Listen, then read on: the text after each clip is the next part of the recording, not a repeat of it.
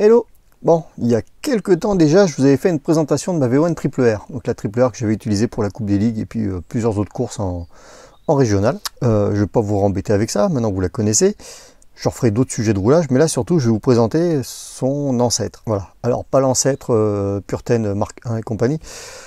Non, vraiment l'ancêtre dans la ligne la plus directe. Donc la V1 R, tout court. Voilà, la première R. Donc voilà, la toute première V1 R. Et en plus, c'est là, historiquement, c'est vraiment la première, parce que c'est la première que FDL, donc anciennement Kyosho Europe, la première que FDL a vendue en France. C'est celle-ci. Malheureusement, elle n'est pas complète. Il manque quelques bricoles. Je l'ai récupérée toute démontée. Elle allait partir à la benne, la pauvre. Voilà, je l'ai un peu sauvée. Bon, il manque, ouais, comme je dis, il manque des bricoles, il manque une courroie avant. Le support de batterie, bon après toute la partie radio, voilà en gros pour ce qui manque. C'est pas grand chose, je vais pas pouvoir vous la faire rouler, bon déjà parce que le moteur lui il est complètement rincé, hein, c'est plus du jeu qu'il y a dans la bielle, hein. Ça se demandait si même encore la bague dans le pied de bielle. Donc en gros voilà, une V1R c'est ça. Il y a quand même pas mal de différences avec la Triple R, mais ça vraiment chez quelque chose, c'est la première voiture haut de gamme compétition. Voilà. Non pas que les Mark II et compagnie c'était pas des voitures de compétition, juste qu'avant il n'y avait vraiment pas grand chose, quoi. La catégorie débutait. Et voilà, dans les versions vraiment modernes, c'est celle-ci qui a un peu révolutionné tout le reste. La V1S était pas mal, mais niveau architecture c'était quand même beaucoup plus simpliste que ça. Il faudrait d'ailleurs que je vous trouve une V1S première génération, deuxième ou troisième, voilà, à vous montrer. Là on a déjà quand même malgré tout le réservoir en position centrale, voilà, recentrer les masses. Le cerveau de direction qui était aussi en position centrale, monté tête en bas. Donc c'est bien, les masses ça les recentre. L'effet pervers c'est que ça monte aussi le centre de gravité. Le pack d'accu venait ici, sur le côté, avec un petit support plastique dédié. Là on avait donc le cerveau gaz frein. Et après tout le reste, hormis les pièces qui sont plus grosses, plus volumineuses que sur la Triple R, le reste ça reste quand même assez similaire, hein.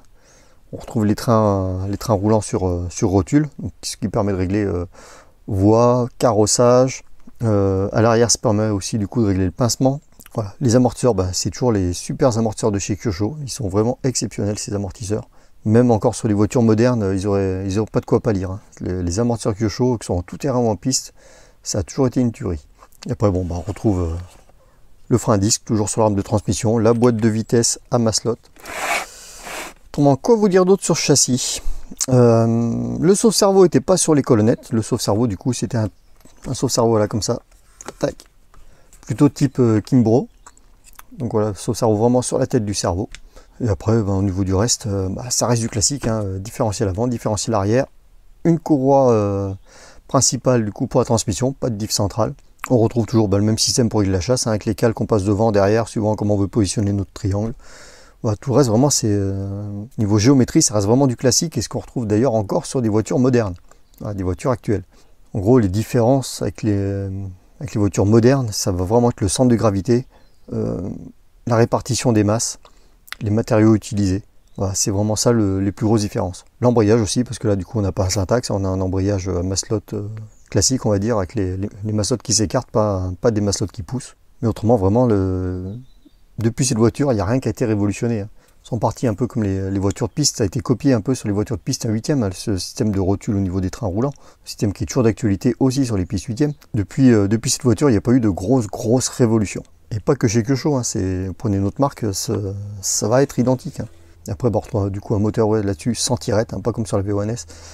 Là, vu où est placé le moteur, ou vu où est la courroie, il n'y a pas la place pour mettre une tirette. C'est comme ça, les voitures de compétition, il n'y a pas de tirette. Voilà. Une tirette, ça bouffe un peu de puissance sur le vilebrequin.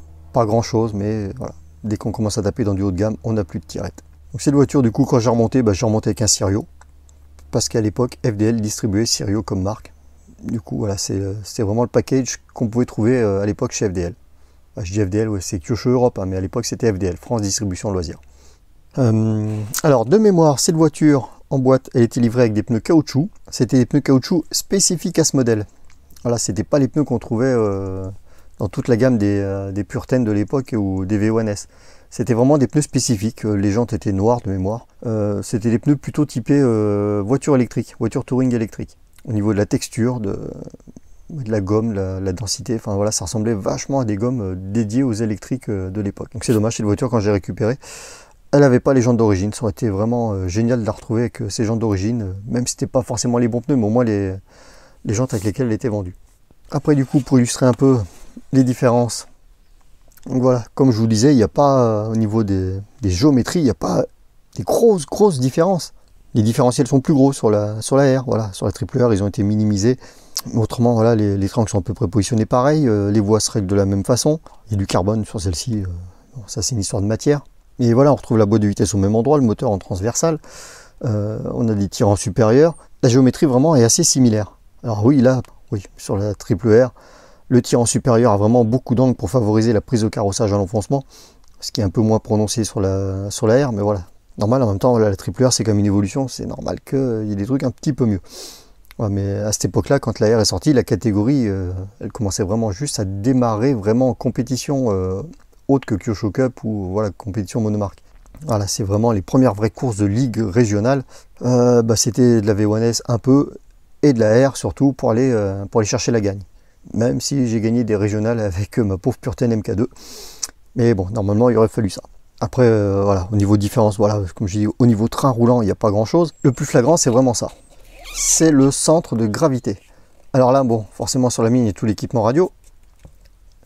Mais la distance platine-châssis, en fait, elle est beaucoup plus petite sur la triple R que sur la R. Voilà, là, on a vraiment une très grosse distance entre la platine et le châssis. Voilà, la force de la triple R, c'était son centre de gravité qui avait vraiment été rabaissé. Bon. Si elle reroule, je vous ferai une vidéo.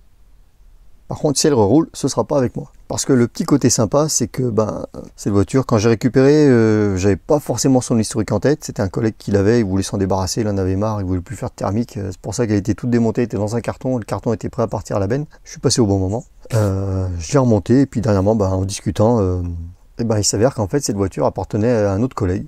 Et du coup, en reparlant un peu de cette voiture avec le collègue avec qui j'ai récupéré, il m'a dit en fait à qui il l'avait racheté. Bon, moi j'avais carrément oublié depuis le temps. Donc il l'avait racheté à David. Et David, que j'ai de temps en temps au téléphone, m'avait demandé si j'avais des nouvelles de sa R, si je me rappelais à qui il l'avait vendue. Parce que cette voiture, voilà, c'est là où il m'a dit, ouais, cette voiture, c'était la première Kyosho V1R vendue par FDL. Et donc la première en France à rouler, elle a roulé à Monteux. Et je crois que c'était Philippe Boéry qui avait dû faire un reportage dessus. Donc Philippe Boéry, que vous retrouvez sur YouTube, qui a une chaîne très active et vraiment très sympa, surtout pour les débutants. Une chaîne pleine de beaux conseils. Je vous cale sa chaîne là. Du coup, même si j'aurais aimé la garder pour la foutre sur mes étagères à côté de mes autres modèles un peu emblématiques, tant pis, je vais la ramener à David, je sais que ça lui fera plaisir de retrouver sa voiture. Voilà, du coup, elle aura fait le tour, elle va retrouver son premier propriétaire, puis elle sera sur une étagère aussi, mais chez David. Et s'il la fait rerouler, j'irai le voir et puis je vous ferai une petite vidéo sur ce roulage. Bon, voilà, c'était assez succinct, mais voilà, c'était juste un petit sujet comme ça pour parler de cette voiture mythique de chez Kyosho. Allez, je vous dis à plus pour un autre sujet.